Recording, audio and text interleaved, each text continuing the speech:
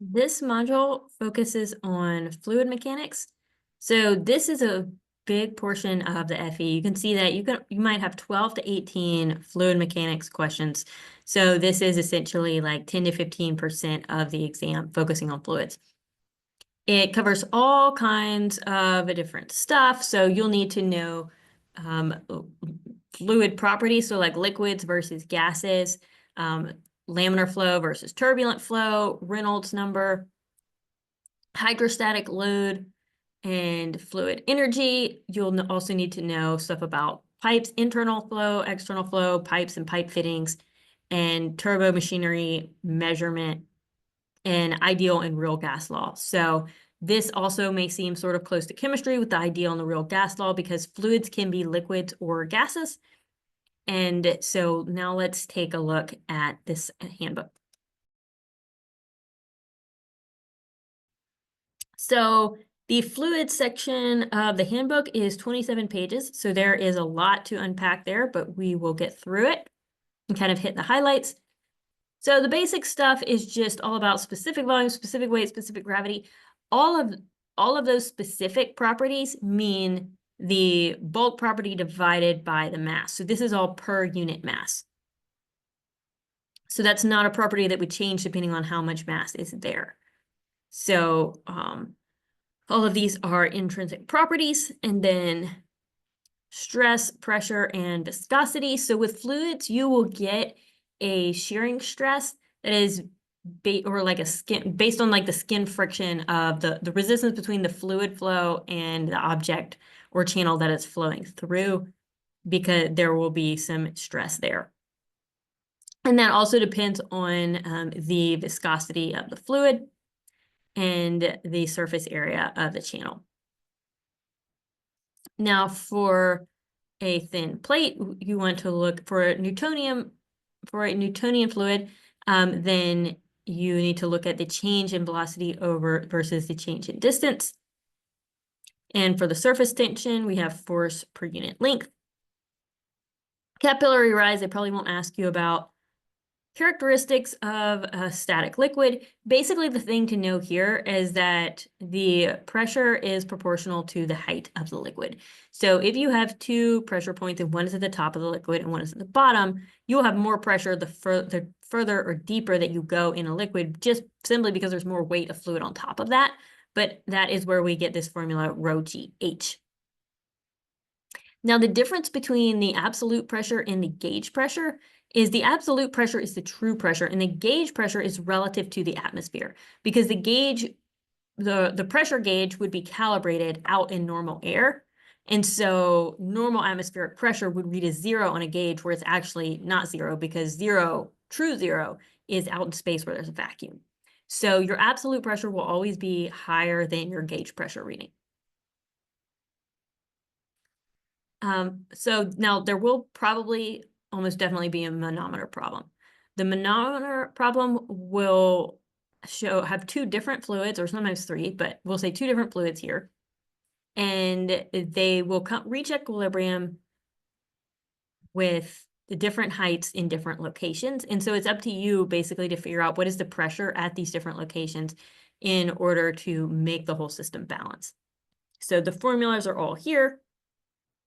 And you can also do this. The manometer works real similarly to a barometer, which you can kind of figure out how high will the liquid level be if you have air in one compartment and or air in the outside compartment. Maybe you have a gas or another liquid inside of the barometer, and then you have the total barometer. So this helps you read pressure. You can pretty much tell what the air pressure is if you have it calibrated and know the different, like if you know the density of each one, and then you can figure out based on that height, what is the external pressure. Submerged surfaces and center of pressure, this is a good one to know because the force of the liquid is basically a distributed load, because we know that the force will increase as the further down you go because the pressure increases. So that is a linear and not a constant amount. Now, the centroid of an object, or say, for example, a gate, The centroid there is not the same as the center of pressure because the pressure is subject to a distributed load, whereas the centroid of the object is subject to its uniform density of this solid object. So notice that those are in different locations. And total pressure, remember that to get the absolute pressure, you have to add the atmospheric pressure plus the rho GH or the gauge pressure.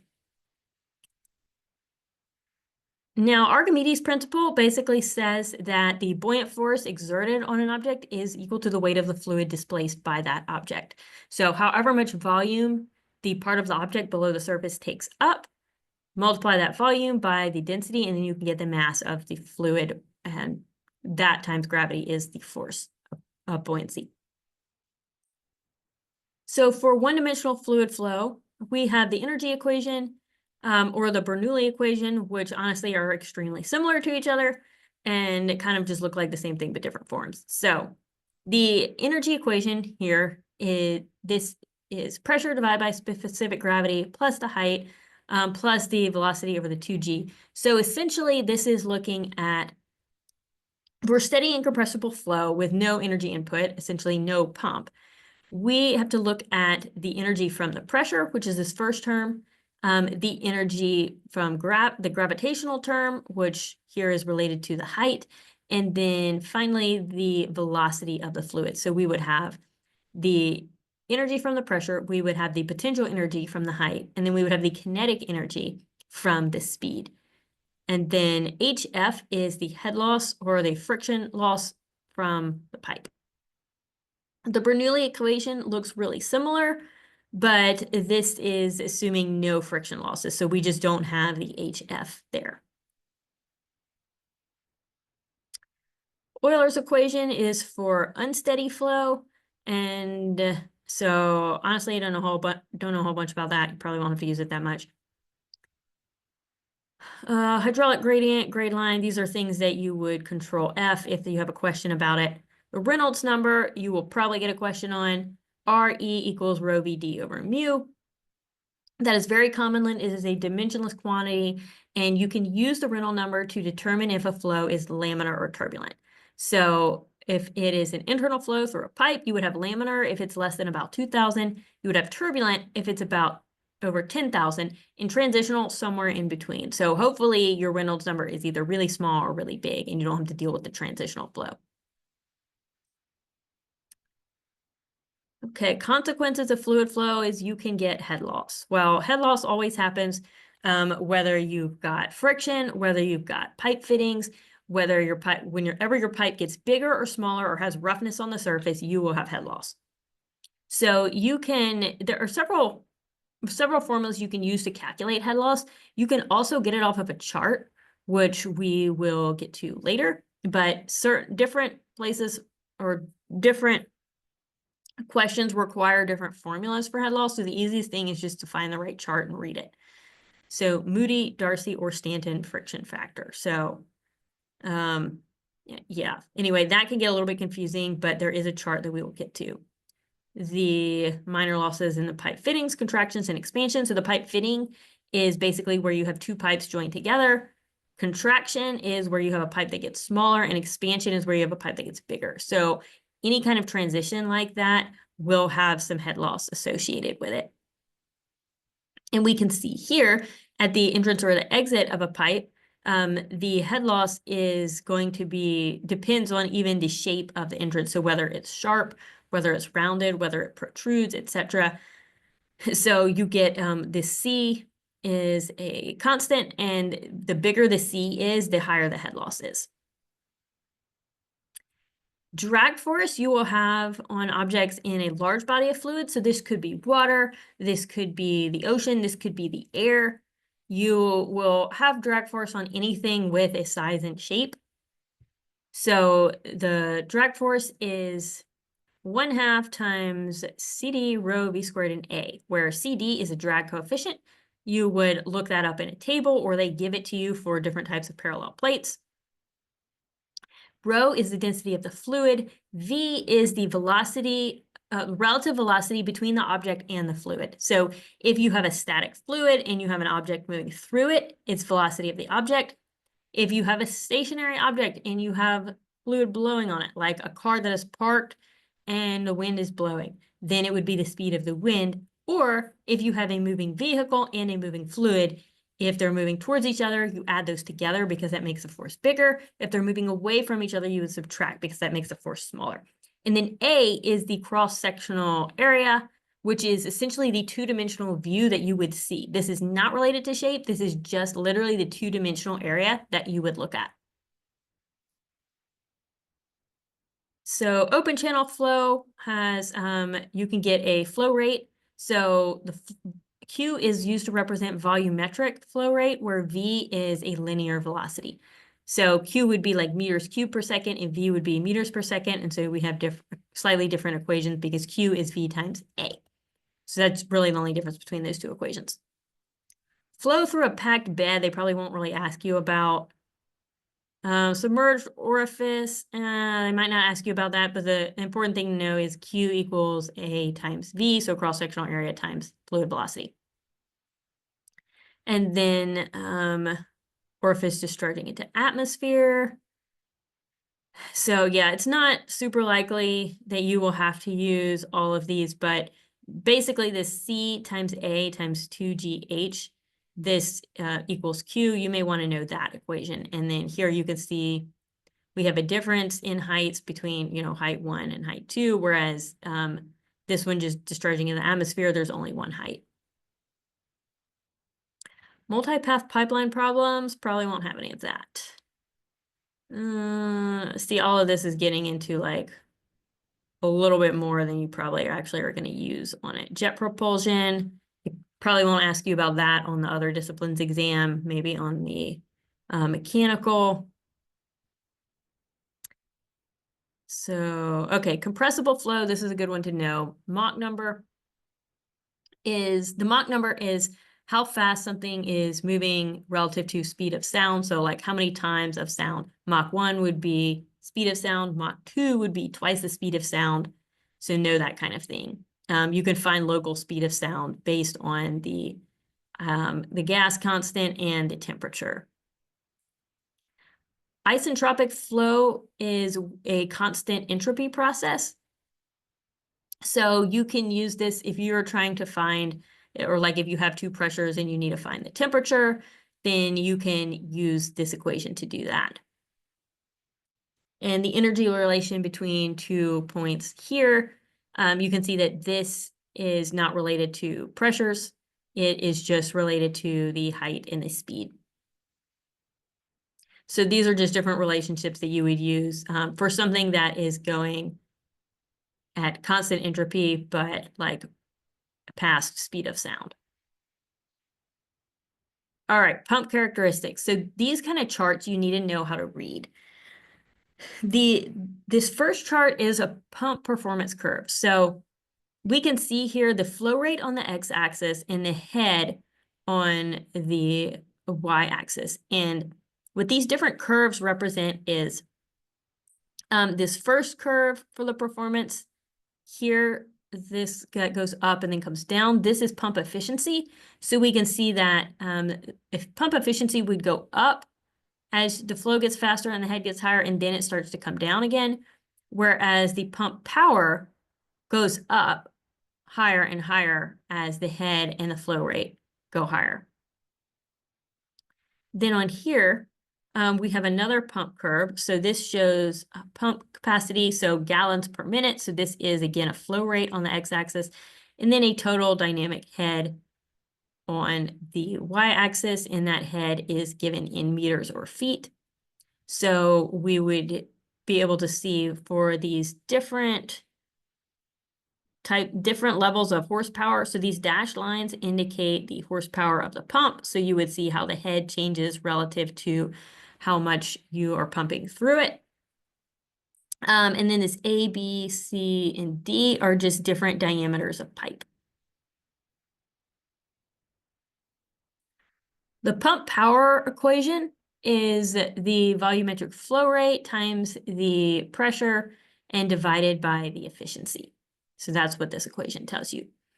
And then the fan characteristics The fan power is also change in pressure times flow rate divided by efficiency. So these are essentially the same thing, the pump and the fan, as far as like the actual equation. It's just shows you kind of what variables you would put in there to get to it. But this shows similarly to the previous one that the power and the efficiency here, it goes up and then it comes down as flow rate increases. Same thing for the pressure. This goes up and comes down, and the same thing for the power. It goes up and comes down. They just don't all peak in the same spot.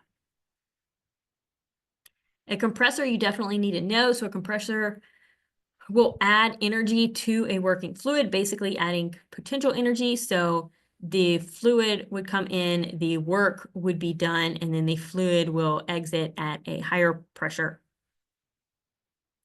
So we have these equations for it. Isentropic efficiency. So this is again assuming constant entropy, so that the efficiency is related to the temperature change and ratio.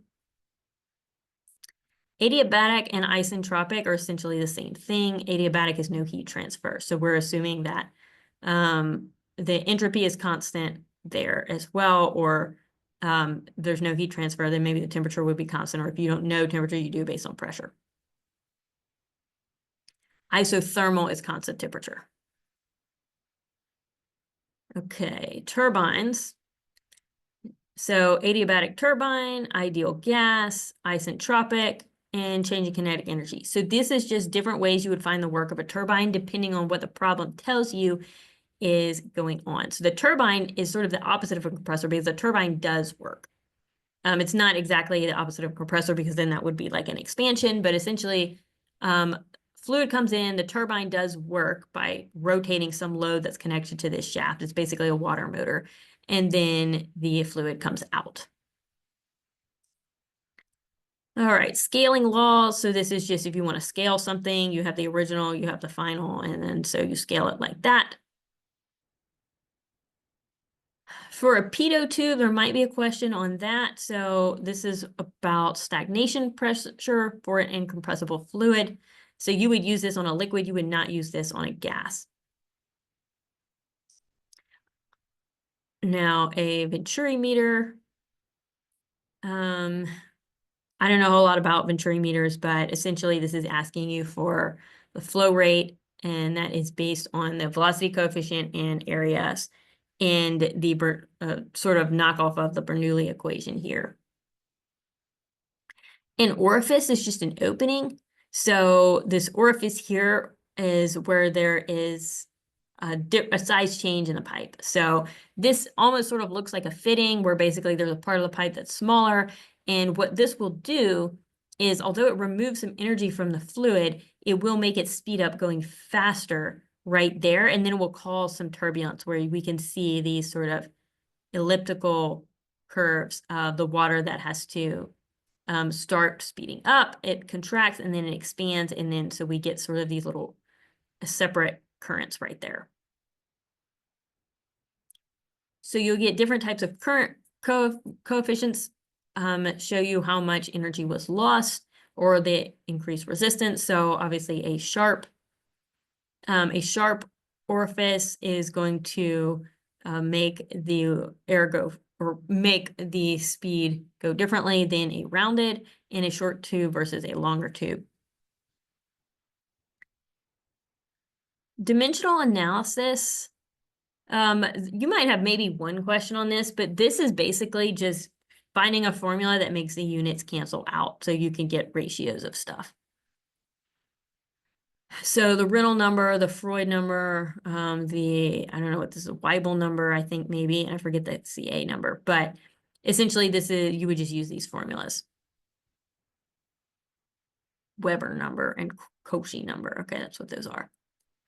For an airfoil theory, so the lift force is essentially the exact same formula as drag force, except you use lift coefficient instead of drag coefficient. Oh, you can see the drag force again down here. All right, and this shows us the standard airfoil shape, and the resistance that it would get, or the drag, is also proportional to the angle of this.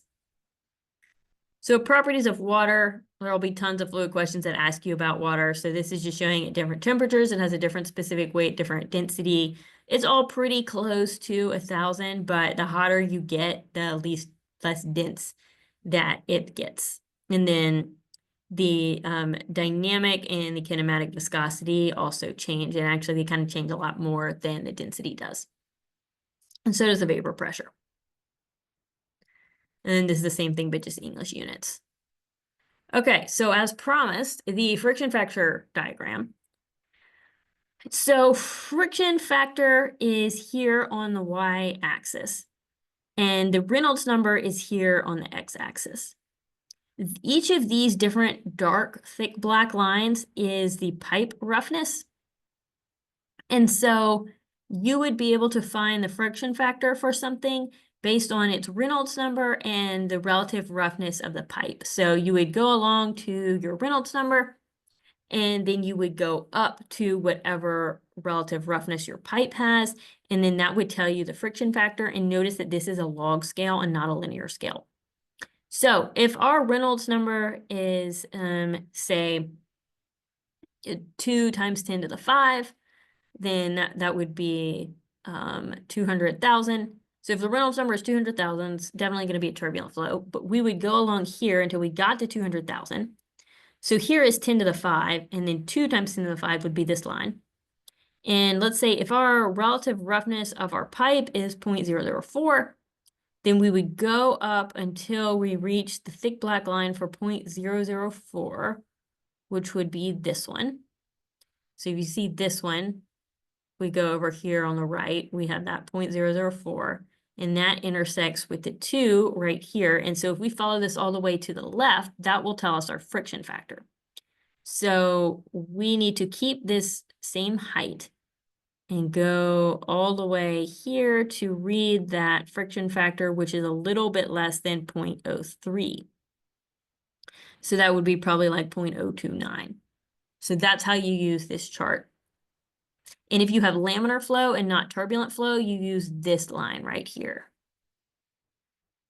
And you notice there's a gap between the laminar and the turbulent, and that's where like we don't really know what happens. So there shouldn't be any questions in that zone.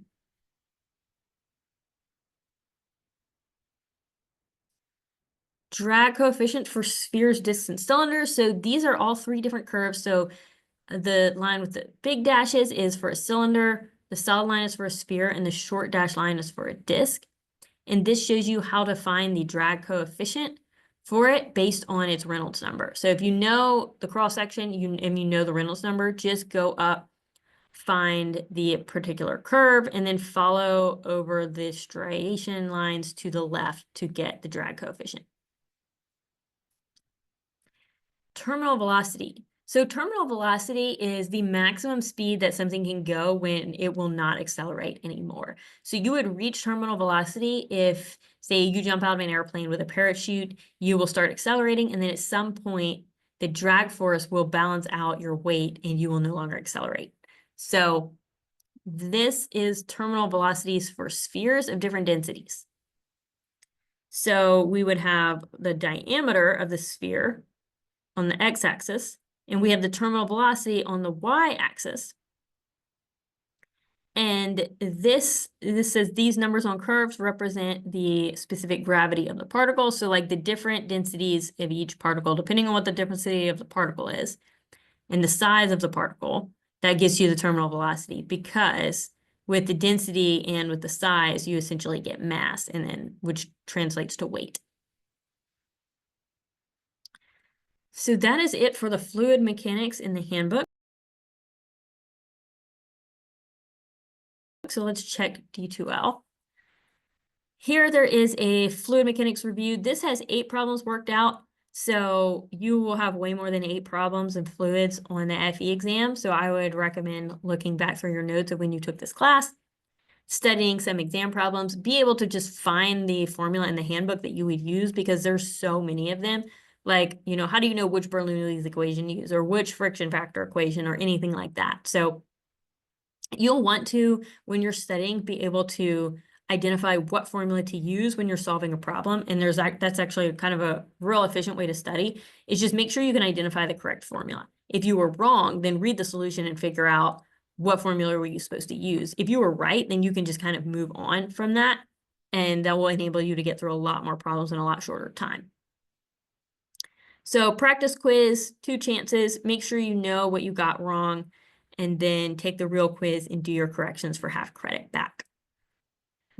Then that will lead into the next module, which is electricity.